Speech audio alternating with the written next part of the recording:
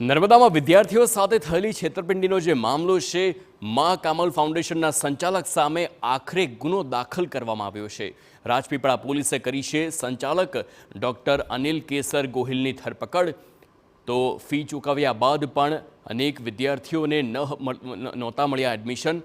જેમને એડમિશન અપાયું હતું તેમને ન મળી માર્કશીટ કે સર્ટિફિકેટ। તો રાજપીપળા પોલીસને વિદ્યાર્થીઓ દ્વારા અરજી મળી હતી કે મા કામલ ફાઉન્ડેશન દ્વારા તેમની સાથે છેતરપિંડી કરવામાં આવી છે। વિદ્યાર્થીઓ પાસેથી 3 વર્ષની ફી પેટે 1.44 લાખ જેવો એક ઊંચી ફી પણ વસૂલ કરવામાં આવી છે, તેમજ 6500 રૂપિયા અલગથી વસૂલ્યા હતા।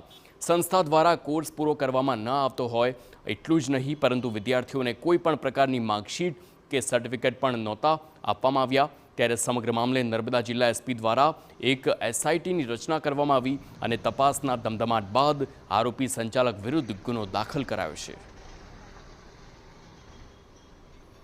એમાં ઘણા વિદ્યાર્થીઓ એવા છે કે જેમની ફીસ લેવામાં આવી છે પણ એડમિશન નથી થયું।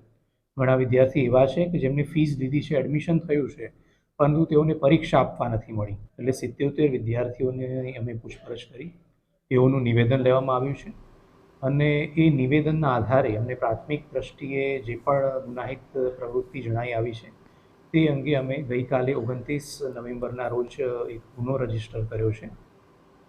તો પ્રાથમિક તપાસમાં ખૂબ જ ચોંકાવનારી વિગતો સામે આવી છે અને તે એ છે કે કોલેજો અન્ય રાજ્યમાં ચાલતી હતી અને તેનું એડમિશન અહીં મા કામલમાં કરાવવામાં આવતું હતું, જ્યારે ફીના નાણાં પણ સંસ્થાના જ બેંક એકાઉન્ટમાં જમા કરાતા હતા।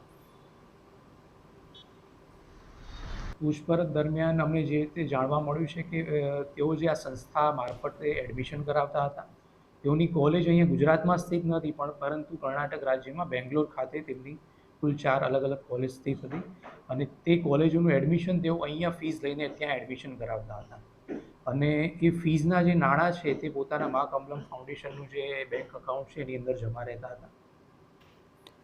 તો નર્મદા સહિત અનેક જિલ્લાઓમાં 400થી વધુ વિદ્યાર્થીઓ પાસેથી નર્સિંગના જે કોર્સના નામે લાખો રૂપિયા ફી ઉઘરાવાઈ હતી, પરંતુ ન તો યોગ્ય રીતે પરીક્ષા લેવાઈ કે ન તો સર્ટિફિકેટ આપવામાં આવ્યા।